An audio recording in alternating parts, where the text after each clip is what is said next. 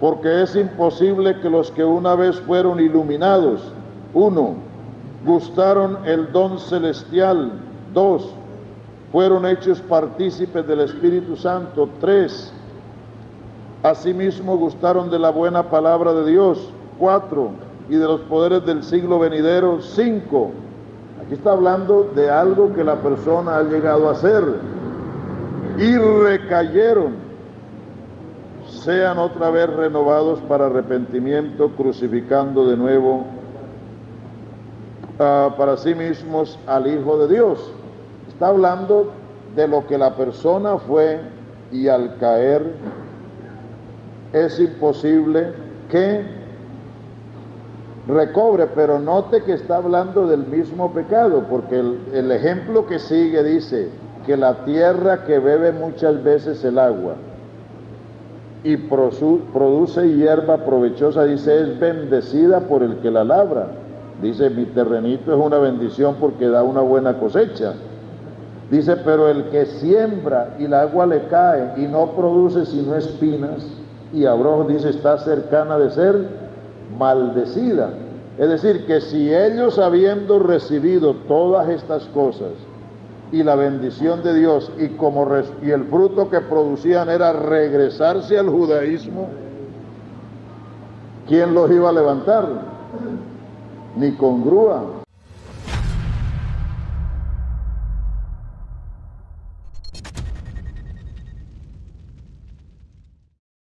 ¿Cuál se hace para prueba de vuestra fe?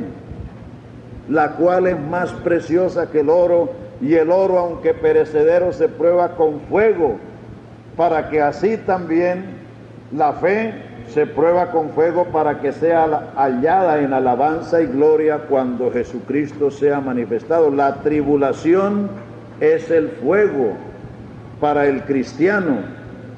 Los jóvenes hebreos, no la gran tribulación, sino la tribulación de corriente.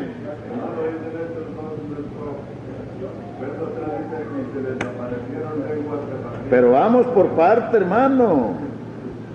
Ponga cuidado, porque estamos hablando de los muchos fuegos que hay.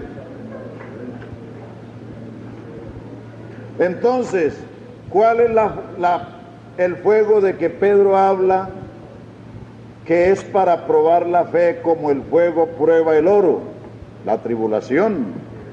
Los jóvenes hebreos, cuando fueron echados en el horno de fuego, no estaban pasando por lo que dice Isaías 43, cuando pasares por el fuego. ¿Y qué pasó con aquellos? No olían ni a ceniza cuando lo sacaron. Cuando pasares por las aguas, ellas no te anegarán. O sea, la tribulación es un fuego para probar la fe.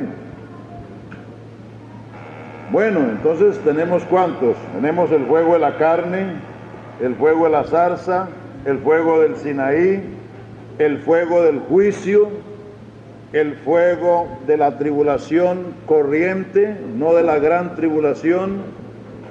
Tenemos el fuego de Pentecostés, se les aparecieron lenguas repartidas como, no eran fuego, sino como de fuego. Como de fuego, que es otra cosa. Entonces, ¿cuál otro fuego? El de la gran tribulación es para los impíos, no para la iglesia. Entonces, según el fuego que usted encuentre en la Biblia, tiene que buscar a qué fuego se refiere. Y nosotros hemos sido bautizados con el Espíritu Santo, y de cuando en cuando con fuego. ¿O no ha pasado por tribulación? De cuando en cuando habrá que pasar por ese. Note usted que en Hebreos dice,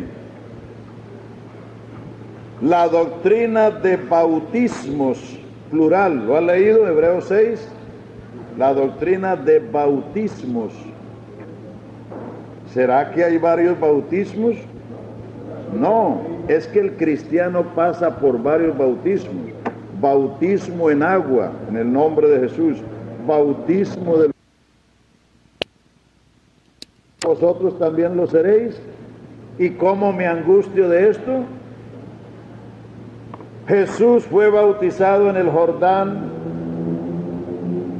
se manifestó la señal de la paloma que vino sobre él y después fue tentado, fue llevado al desierto para ser tentado. Ahí están los tres bautismos: el de agua, el del Espíritu y el de fuego. Y el cristiano tiene que pasar por ellos. Por eso habla de la doctrina de bautismos. Un cristiano no es que tiene que bautizarse en agua varias veces. Claro, si no está bautizado correctamente, tiene que bautizarse en el nombre del Señor Jesús. Pero es que el cristiano pasa por esos bautismos de agua, del Espíritu y de fuego. Entonces, cada fuego con su incendio.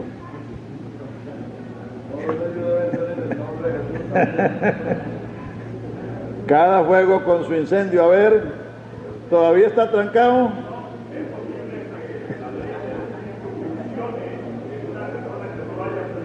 Pues ¿cómo va a funcionar? ¿Cómo va a funcionar la ley de la energía si no tienen instalación eléctrica? Hay una oportunidad que acá el tema. ¿Qué diría usted? ¿Qué nos pudiera decir usted, pues, en la experiencia que tiene como ministro del Evangelio a los pastores, con relación a aquellos pastores que han ido a Israel y llegan allá y se bautizan desde el mar allá? Bueno, eso es, o son demasiado ingenuos, es decir, son demasiado ingenuos o no saben la importancia del bautismo en el nombre de Jesús. Porque la Escritura, cuando dice no tomarás el nombre del Señor, no tomarás su santo nombre en vano. A ver, escuchen. El mandamiento dice no tomarás el nombre del Señor en vano. ¿Cuándo se sucede eso? Cuando uno fue bautizado, vino para recibir ese nombre. Lo que el ministro hizo fue invocar o llamar sobre el candidato ese nombre. Y si una persona se vuelve a bautizar porque está en el Jordán o porque está en otro lugar, quiere decir que él no entiende o no le da la importancia que eso tuvo. Porque lo más importante del bautismo es eso. El bautismo tiene tres aspectos o tres partes importantes, escúchelas. Una persona se bautiza, ¿por qué? Porque ha creído el Evangelio.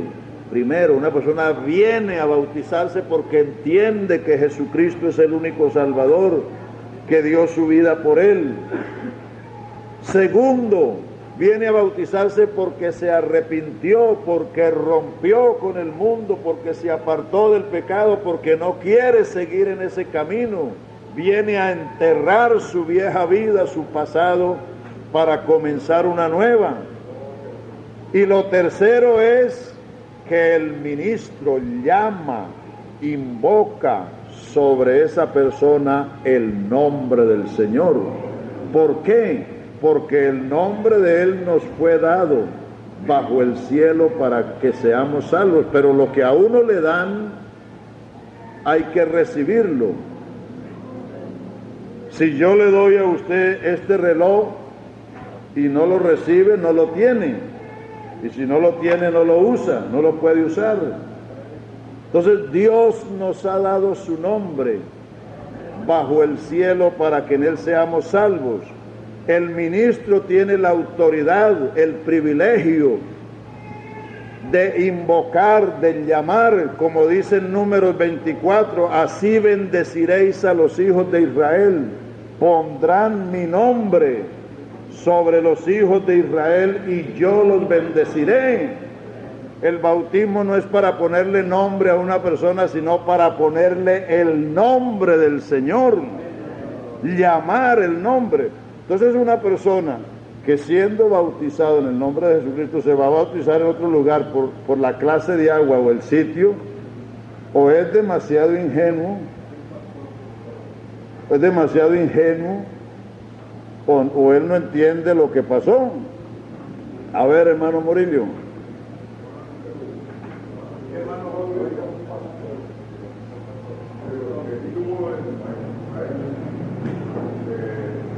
Bien.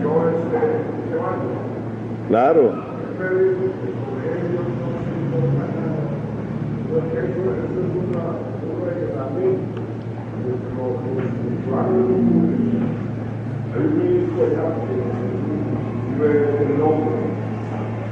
Y para entrar allá en ese sitio, tiene que hacer. Eso debe ser caña, eso es caña del que se lo dijo.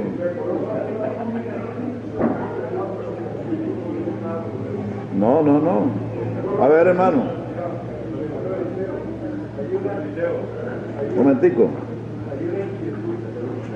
Que está surgiendo, yo no sé hasta dónde la cosa haya llegado, pero por lo menos a un momento de así, a manera de comentario, decir que era realmente razonable, no hice algún comentario, quiero hacerlo aquí, sobre que esa misión de profesional para Cristo, Sí. ellos enseñan, Cruzada. aquí en Colombia enseñan, A llevarse a la gente a bautizarla allá. Exacto. entonces sería bueno que usted Bien. hiciera un comentario. Ya. Sigue, hermano. Hermano, yo quisiera hacer una aclaración respecto a Romanos 8, porque me suena, o sea, lo que el hermano explica, realmente yo personalmente cometí el error de predicar, entonces no lo he entendido. El hermano dice que lo que menciona San Pablo aquí no es el Espíritu Santo, Sino el Espíritu de Cristo. No, señor. Es el mismo Espíritu, pero cada título tiene una función diferente. Espíritu de gracia, Espíritu de Cristo, Espíritu consolador, Espíritu de gloria, Espíritu de poder. Es el mismo Espíritu, pero cada título está señalando una función específica. Entonces, el Espíritu de Cristo es el Espíritu que se porta como cristiano. Exacto. San Pablo continúa diciendo, dice, pero si Cristo está en nosotros, el cuerpo en verdad está muerto a causa del pecado, mas el Espíritu vive a causa de la justicia. Así que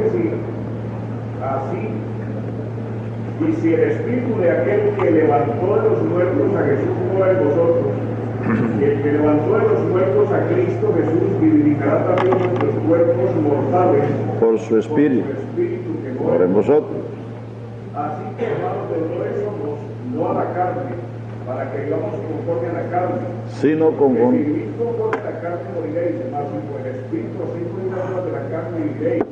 Porque todos los que son guiados por el Espíritu de Dios, estos son hijos de Dios. Pues no habéis recibido el espíritu de esclavitud para estar otra vez en temor, sino que habéis recibido el espíritu de adopción, por el cual clamamos Abba, Padre. El Espíritu mismo da testimonio a nuestro espíritu de que somos hijos de Dios. Está hablando de todo lo que el Espíritu hace en el creyente, el proceso, el desenvolvimiento y la conducta del cristiano.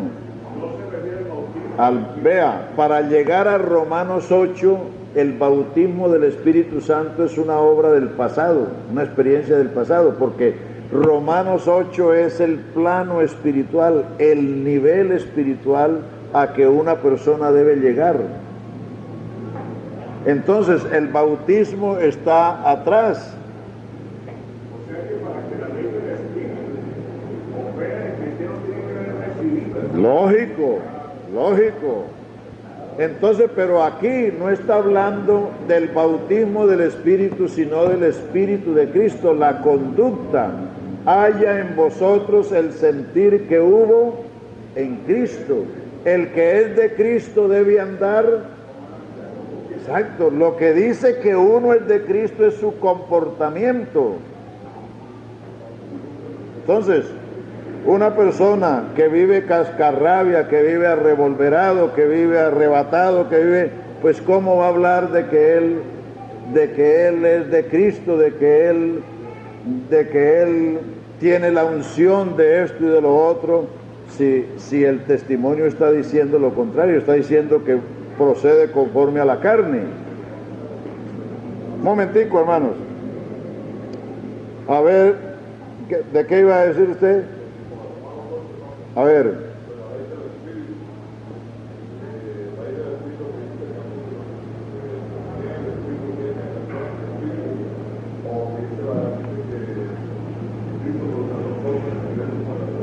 ¿Cómo? No lo entiendo todavía. Ah, ya. Ya, eso está de Filipenses. Pero entonces, déjeme terminar y verá que va a coger. Ahora hablamos de lo suyo. Bueno, entonces vamos en el cual punto. Cuarto, el Espíritu vivificará nuestros cuerpos mortales por su Espíritu que mora en nosotros. Así que, hermanos, deudores somos no a la carne, para que vivamos conforme a la carne. Porque si vivís conforme a la carne moriréis, pero si por el Espíritu hacéis morir las obras de la carne viviréis. El quinto, porque todos los que son guiados por el Espíritu de Dios, estos son hijos de Dios. Entonces somos hijos de Dios. El quinto. Romanos 8 está enumerando lo que somos y lo que tenemos en Cristo. Lo que tenemos cuando pasamos por este proceso de la fe, de la reconciliación, de la justificación. Entonces, ¿qué? 5, somos hijos de Dios. Y ahí está la explicación, pues no habéis recibido el espíritu de esclavitud para estar otra vez en temor, sino que habéis recibido el espíritu de adopción por el cual clamamos Abba Padre. Y el mismo espíritu da testimonio a nuestro espíritu que somos hijos de Dios.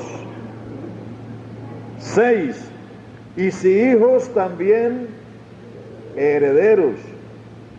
La herencia es para los hijos. Herederos de Dios y coherederos con Cristo, si es que padecemos juntamente con Él, para que juntamente con Él seamos glorificados. Entonces somos hijos y somos herederos, y por eso no debemos desechar las aflicciones, porque también son parte de lo que somos.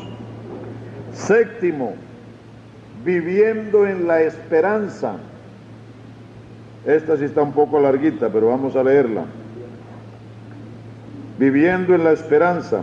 Pues tengo por cierto que las aflicciones del tiempo presente no son comparables con la gloria venidera que en nosotros ha de manifestarse, porque en anhelo ardiente de la creación es el aguardar la manifestación de los hijos de Dios, porque la creación fue sujetada a vanidad, no por su propia voluntad, sino por causa del que la sujetó en esperanza, porque también la creación misma será liberada de la esclavitud de corrupción a la libertad gloriosa de los hijos de Dios.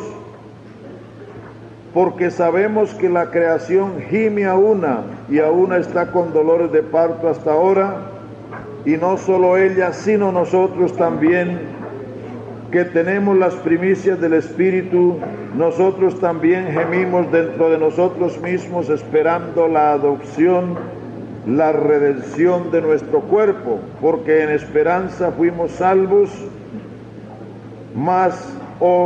pero la esperanza que se ve no es esperanza, porque lo que alguno ve, ¿a qué esperarlo?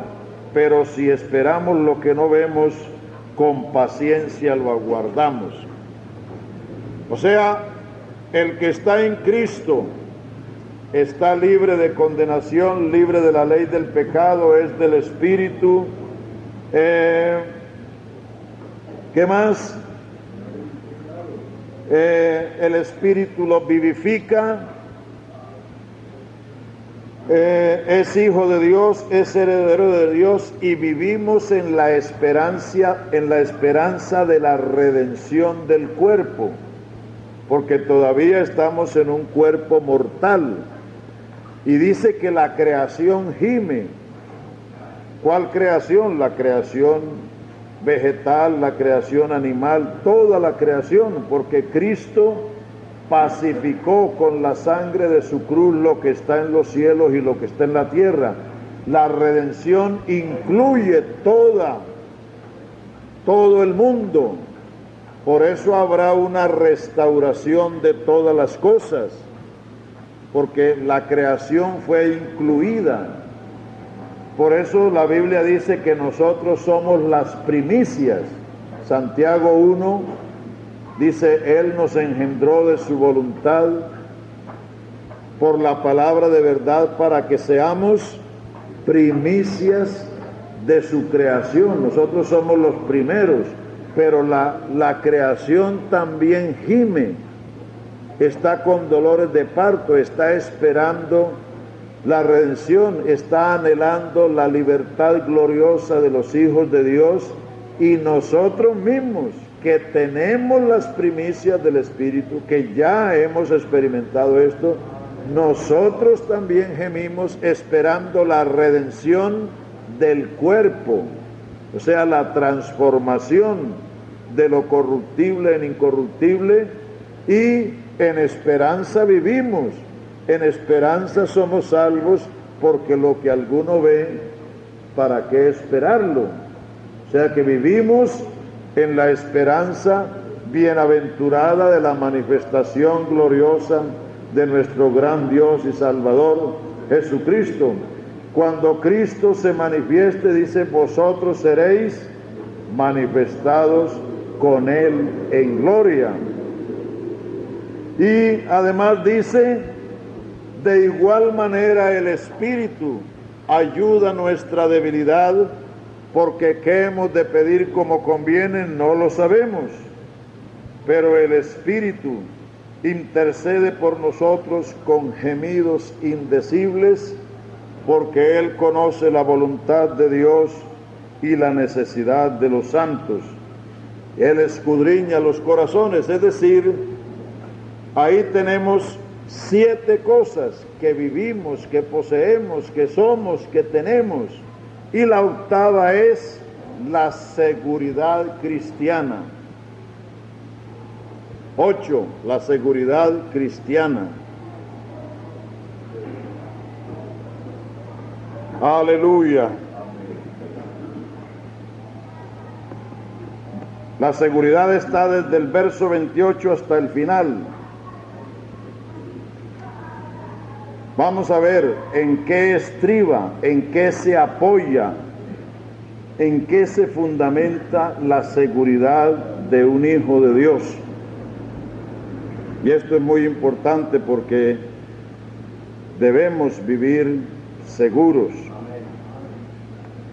Y sabemos que a los que aman a Dios todas las cosas les ayudan a bien.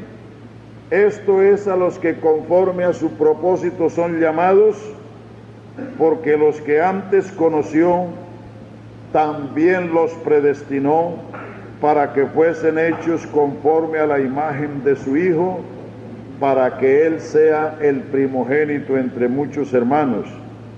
Y a los que predestinó, a estos también llamó, y a los que llamó, a estos también justificó, y a los que justificó, a estos también glorificó, ¿Y qué diremos a esto? Si Dios por nosotros, ¿quién contra nosotros? ¿En qué fundamenta Pablo la seguridad? En el plan de Dios. La seguridad de uno no está en lo que uno confíe. Yo no espero llegar a la meta porque soy Eliseo Duarte, sino porque estoy metido aquí en este plan y por eso sé que voy a llegar. No porque yo confíe en mí mismo, porque confiar en uno en sí mismo es lo peor que puede hacer. ¿En qué estribaba la seguridad de Pablo? Hagamos la comparación entre Pedro y Pablo. Pedro dijo, si todos se escandalizan, yo no. Si todos te niegan, yo no. El yo. Heriré al pastor y las ovejas irán dispersas. Si todos te dejan, yo, mi alma pondré por ti. El yo. Por eso Pedro pasó por esa amarga experiencia, porque Pedro estaba confiando en Pedro. Y ay de nosotros si confiamos en nosotros mismos. Nosotros somos la circuncisión, los que servimos en espíritu a Dios, no teniendo confianza en la carne. El día que usted se confíe en ese tigre que tiene adentro,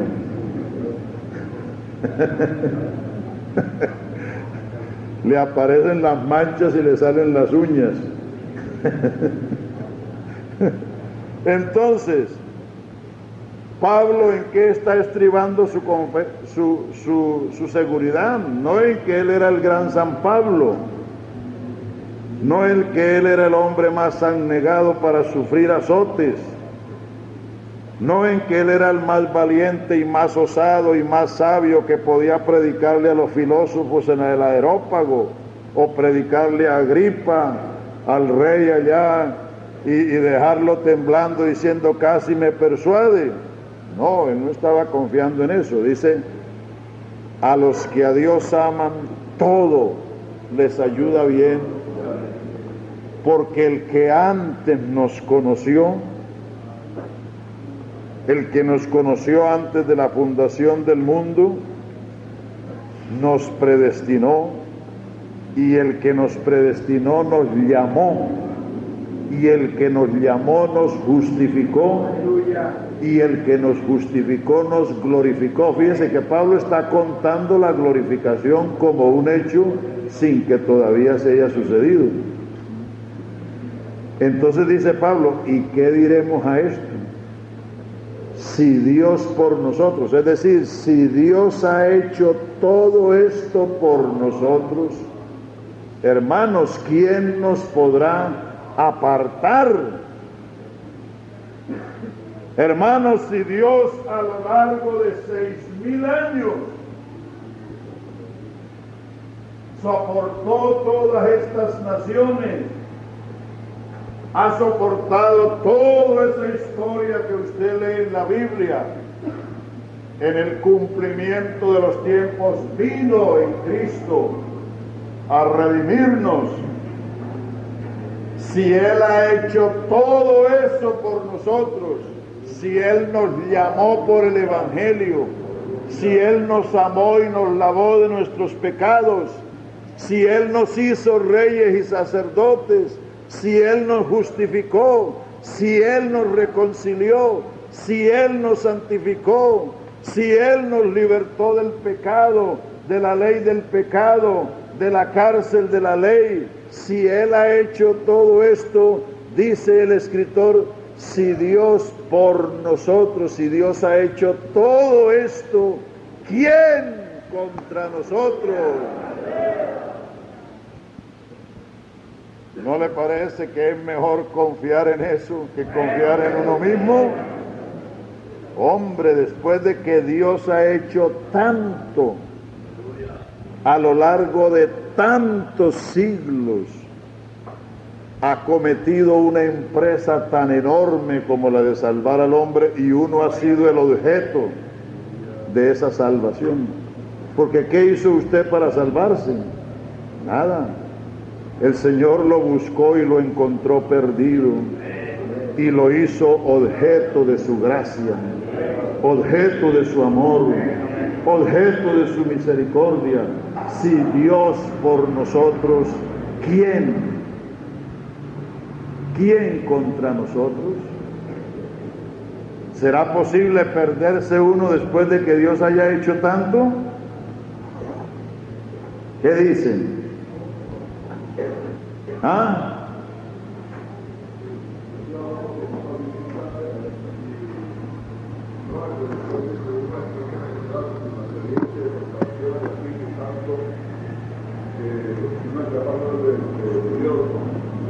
¿Se podía qué? Ah.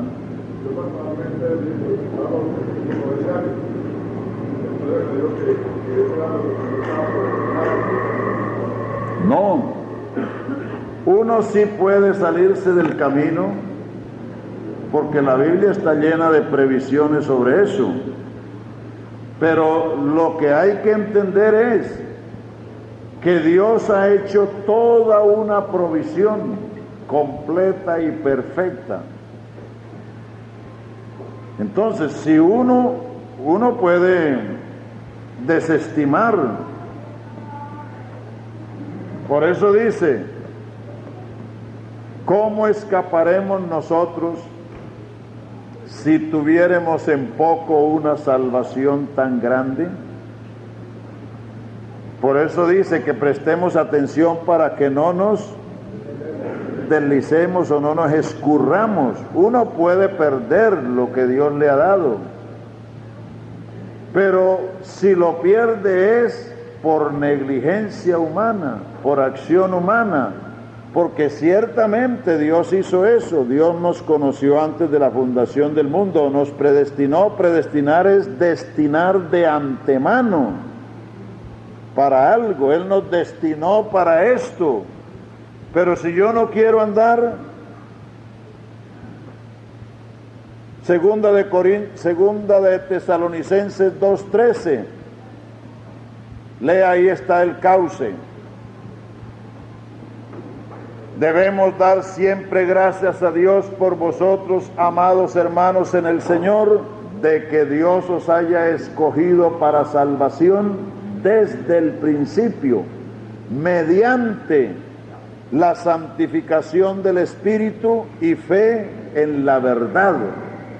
Dios nos escogió desde el principio para ser salvos, pero Dios nos puso un cauce, un camino, una senda, y hay que andar por ella. Él los escogió para salvación mediante, a través, por medio de la santificación del Espíritu y fe en la verdad. ¿Y quién es esa verdad? Entonces hay que ejercer la fe en Jesucristo y hay que andar por ese cauce. Claro, Efesios 1:3. Bendito sea el Dios y Padre de nuestro Señor Jesucristo, que nos bendijo con toda bendición espiritual en lugares celestiales en Cristo, según nos escogió en Él, antes de la fundación del mundo, para que seamos santos y sin mancha delante de Él en amor, habiéndonos predestinado para ser adoptados hijos por Jesucristo, según el puro afecto de su voluntad, con el cual nos hizo aceptos en el amado. Hermanos, es que Dios no es como nosotros, que improvisa. Oí una inquietud de que apenas haya dicho que el Señor no había escogido la iglesia de antes. No, ese está muy atrasado en noticias. Hermano, es que Dios luego lo legisla. Vea las obras, escuche, las obras que hace un gobierno, ¿cómo se hacen? obras importantes. Primero es una idea en la mente de un líder cívico, de un alcalde, de un gobernador.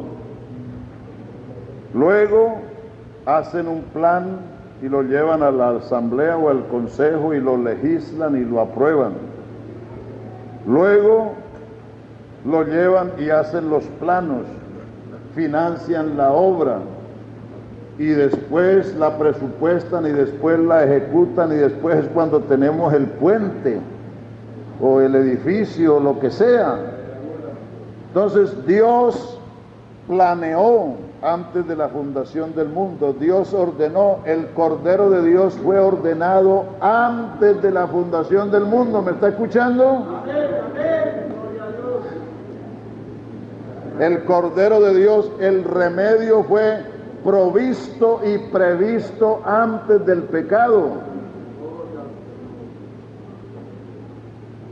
El Cordero de Dios fue ordenado antes de la fundación del mundo, pero manifestado en los postreros tiempos por amor de vosotros. Es que si Dios no conociera el fin desde el principio, no sería Dios. Es que Él no es como nosotros. Uno tiene que recurrir a recursos, es decir, tiene que inventarse una cosa porque la otra le salió mal, pero eso es uno, porque uno es finito, uno es mortal, pero Dios conoce el fin desde el principio, lo conoce todo, y Él previó y proveyó. Dios planeó, Dios ordenó, Dios legisló, y Él es el ejecutor de la obra. Por eso Él es el todo, y por eso en Él estáis completos. ¡Aleluya! Bueno.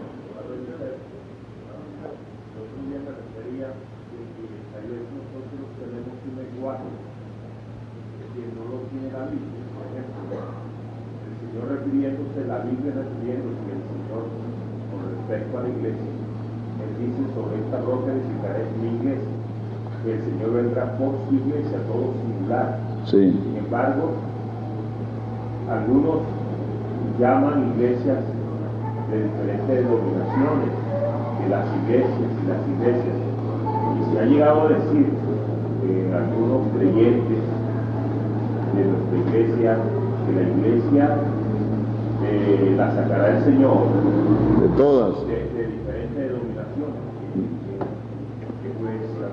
Bueno, está buena la pregunta. Vea, la Biblia habla de la iglesia singular, porque es un cuerpo universal. La Biblia solo habla de las iglesias por geografía. Por geografía, es decir, por lugares. Vea, le voy a citar los hechos y después en la casa léalos. Los primeros 7 capítulos de los hechos hablan de la iglesia porque solo había la de Jerusalén.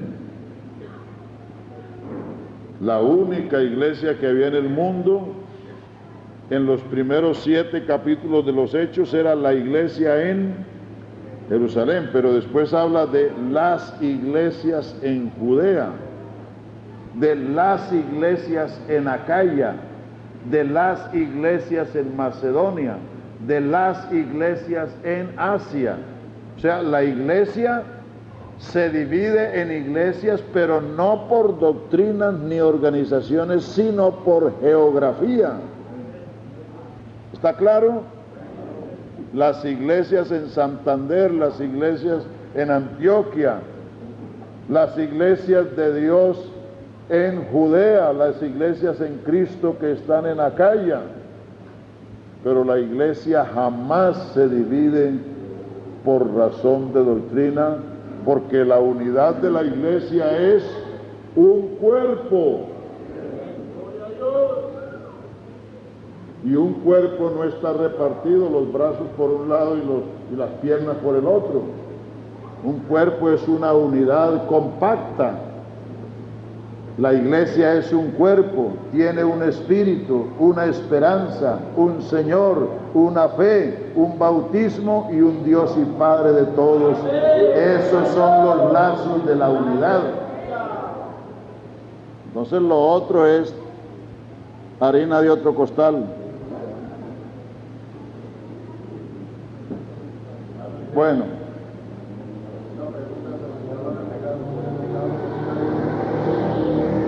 ¿Pecado de qué?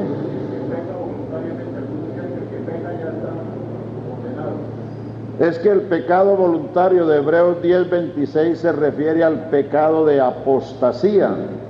El contexto lo dice. El que habiendo recibido el conocimiento de la verdad, a ver cómo lo dice, a ver, no, 6:4 no, 10:26.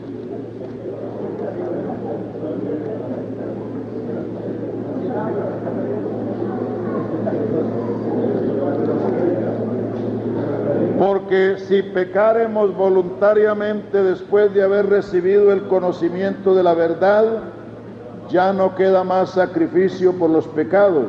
¿Pero de cuáles? Ve, ahí sigue. Sino una horrenda expectación de juicio y de hervor de fuego que ha de devorar a los adversarios. Ahí viene la comparación. El que viola la ley de Moisés por el testimonio de 2 o 3 testigos muere irrevisiblemente. ¿Cuánto mayor castigo pensáis que merecerá el que pisoteare al Hijo de Dios? Tuviere por inmunda la sangre del pacto en la cual fue santificado e hiciere afrenta al Espíritu de gracia. A esa clase de pecado se refiere, que es la apostasía, y es a lo que los hebreos estaban expuestos a caer porque querían volverse al judaísmo. Ese era el pecado. Entonces les dice, pero de vosotros esperamos mejores cosas.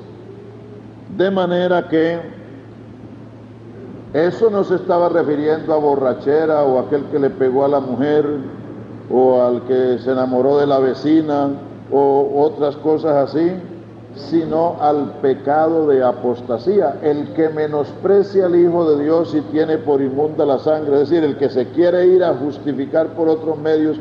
¿Quién lo salvará si el único remedio es Jesucristo? Pero cualquiera que ha pecado en algún sentido y reconoce que Jesucristo es el remedio y viene a Él, tiene remedio. A ver, ¿cuál? Sí, ahí está hablando de lo mismo, pero en otro sentido, porque ahí está enumerando los que no pueden ser restaurados, pero está hablando de personas que alcanzaron un nivel, dice porque es imposible que los que una vez fueron iluminados, vamos a leerlo, pero ya dije cuál es ese pecado, ese es otro. Es que, hermanos, el texto hay que interpretarlo a la luz del contexto, así como hablamos de los fuegos, que uno es el de 1 Corintios 7 y otro el de Mateo 3 y otro el de Éxodo 3 y otro el de Daniel 4, en fin. Entonces, el pecado que está señalando Juan es el pecado de muerte. No, usted está hablando de otra cosa, hermano.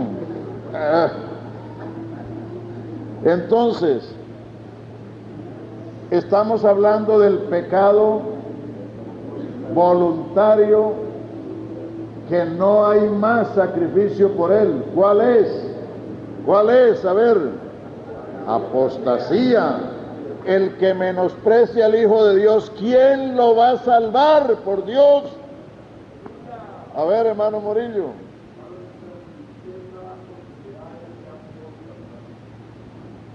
lo que ya usted dijo.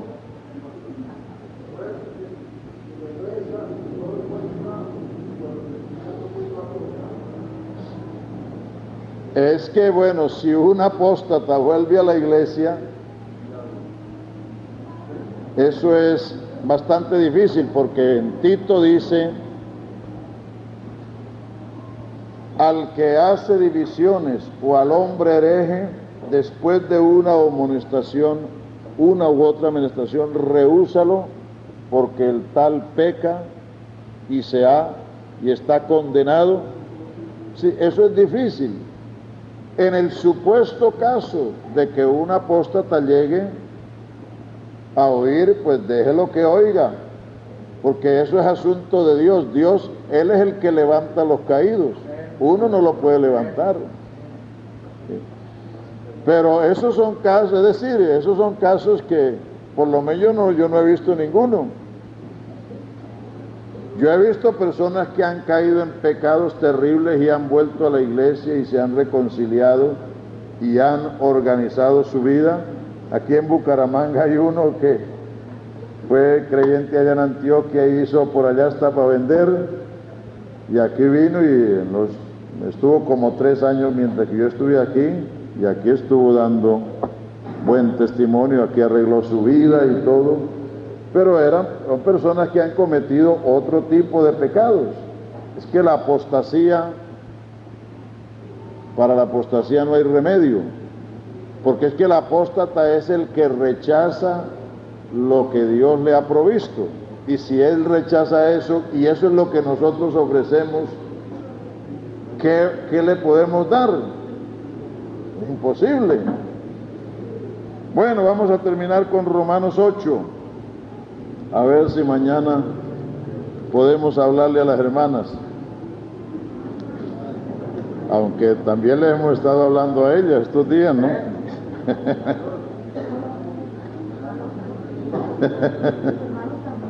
Ah, sí, ustedes quieren que le hablen a los hermanos.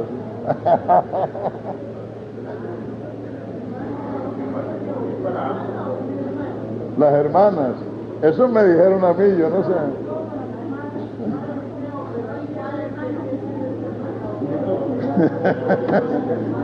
Bueno, mañana vemos a ver. Bueno, entonces, la seguridad cristiana, ¿en qué estriba? En el plan de Dios. ¿Estamos seguros? Yo estoy seguro, porque yo no me metí en esto, sino que el Señor me metió en esto. Él fue el que me llamó y me salvó. Y por eso uno puede estar seguro que ni si lo sacan de la iglesia y si le hacen lo que hace, uno se va a perder, porque uno está en Cristo. Es decir, si a mí me sacaran de la iglesia, me volvería para acá, porque yo sé en lo que estoy y sé por qué estoy aquí.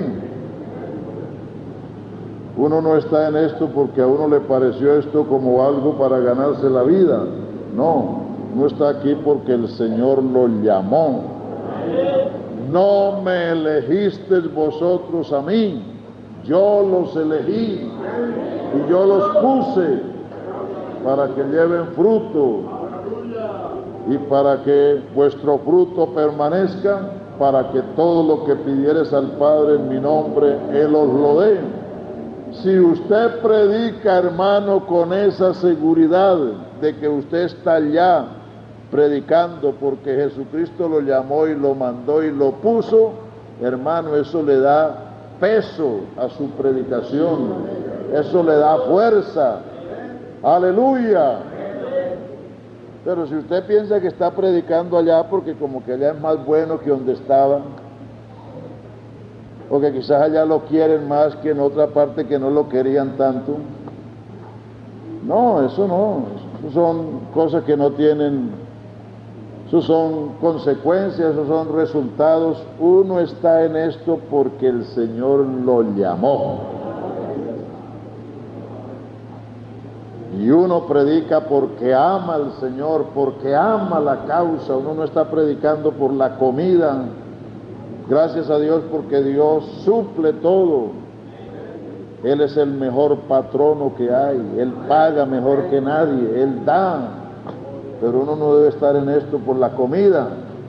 No, no predica porque uno entiende lo que Dios ha hecho y lo que Dios lo ha mandado a uno hacer.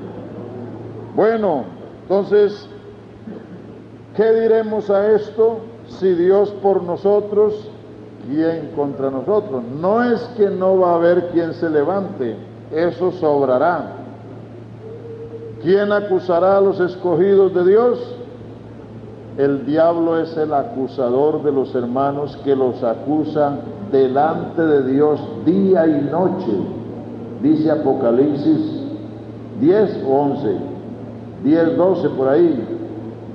El diablo que los acusaba delante de Dios día y noche fue lanzado, y ellos le han vencido por la sangre del Cordero y por la palabra de su testimonio. Es decir, ellos no se han dejado apabullar del diablo porque saben que el que murió por ellos fue Cristo.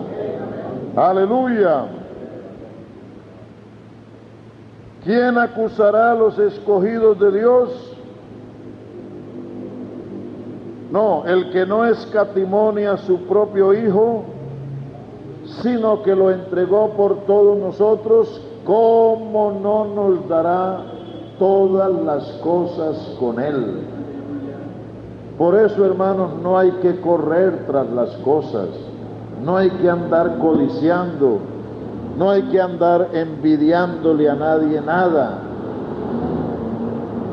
Porque si Dios no escatimó a su Hijo para entregarlo por nosotros, ¿cómo no nos dará con Él todo lo que uno vaya necesitando? Si uno va a necesitar casa, si uno va a necesitar muebles, si uno va a necesitar carros, si uno va a necesitar lo que sea, pues Dios lo va a dar todo, porque si Él no escatimó a su Hijo, ¿cómo no nos dará con Él todas las cosas?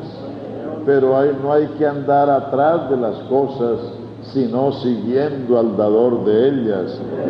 Aleluya. ¿Quién es el que acusará a los escogidos de Dios? Ya lo dijimos, el diablo es el acusador, pero Dios es el que justifica. El diablo pierde su tiempo acusando a un hijo de Dios, porque el que lo ha justificado es el Señor del universo. ¿Quién es el que condenará? Cristo es el que murió, Él pagó la condena. ¿Quién nos condenará? ¿Quién nos acusará? ¿Quién nos condenará? Cristo pagó, Dios nos justificó. Cristo resucitó, está a la diestra de Dios, intercede por nosotros. Es decir, con un Salvador como este, que nos tuvo en cuenta desde antes del comienzo de la humanidad, que en el cumplimiento de los tiempos vino al mundo, que hizo la redención, pagó el precio, pagó la condena, que nos llamó por el Evangelio y nos justificó por la fe, porque le creímos, Él nos justificó.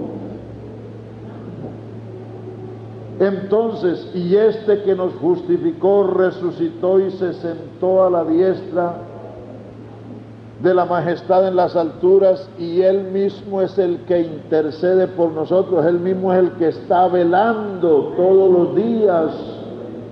Usted no está solo, usted no está abandonado. Él dijo, he aquí yo estoy.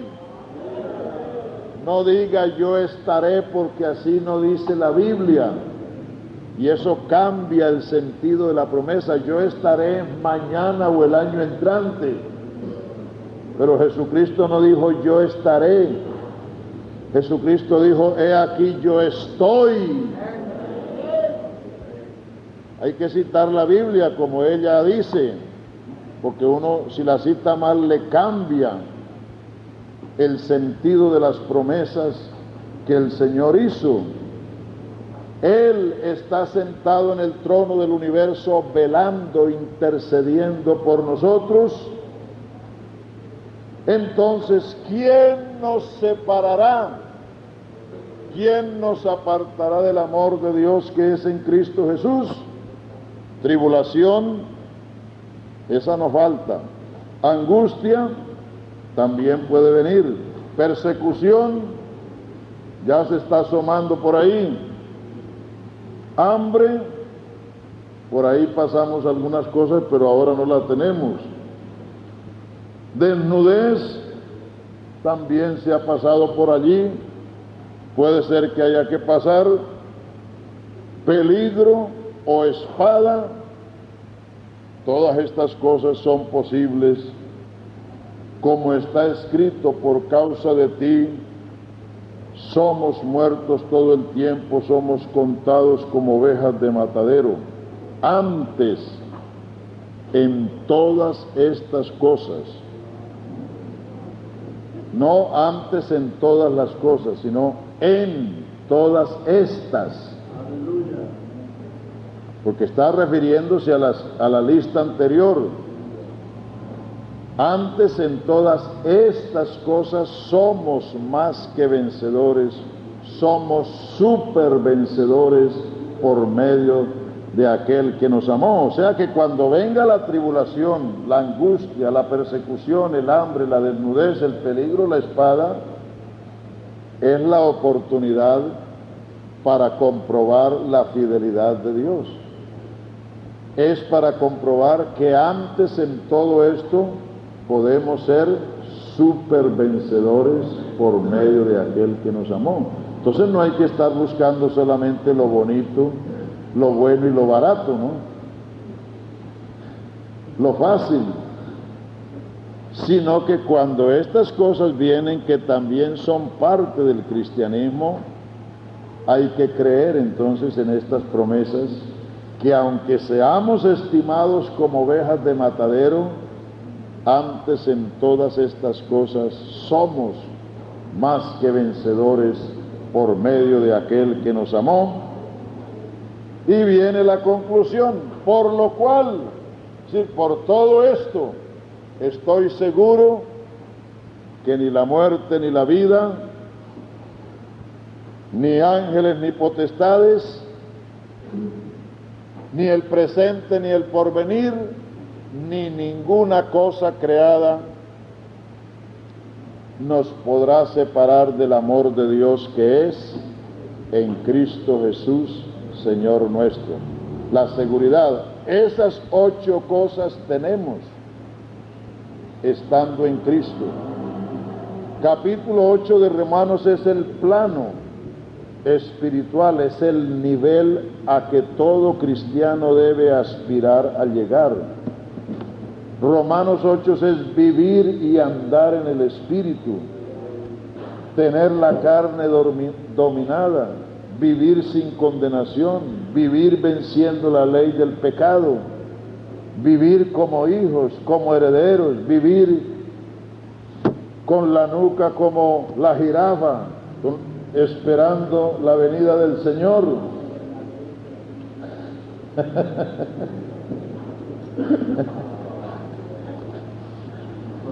Sí, porque hay algunos que no están mirando sino lo de abajo. Es decir, ¿cuánto pueden hacer aquí en esta tierra? ¿Cuántos bienes pueden tener? Están sembrados aquí. Ya quizás no tienen ni nuca, ¿no? Pero la esperanza, eso quiere decir, el que tiene el cuello estirado como una jirafa, esperando. Entonces, Romanos 8 es el plano en que debemos vivir. Aleluya, aleluya. Entonces, en los 8 capítulos de Romanos está el plan de la salvación, desde el pecado hasta vivir en Cristo en la iglesia. El que es de Cristo es iglesia.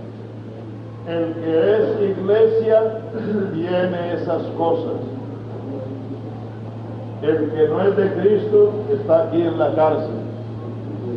Por eso hay que predicar con denuedo, con alma, vida y corazón, con todos los hierros. Aleluya. Qué bien que para allá. Es decir, no hay que ser tardos, lentos, mucho menos perezosos para predicar, mirando las dificultades, los obstáculos de la vida. No, hermanos, es mejor ofrecer nuestra vida en servicio. Como dijo Pablo, si mi vida es derramada como una libación en servicio de vuestra fe, de eso estoy contento, dijo el apóstol Pablo. El que guarda su vida, la perderá, pero el que la pierde por causa de mí y del Evangelio, la ganará.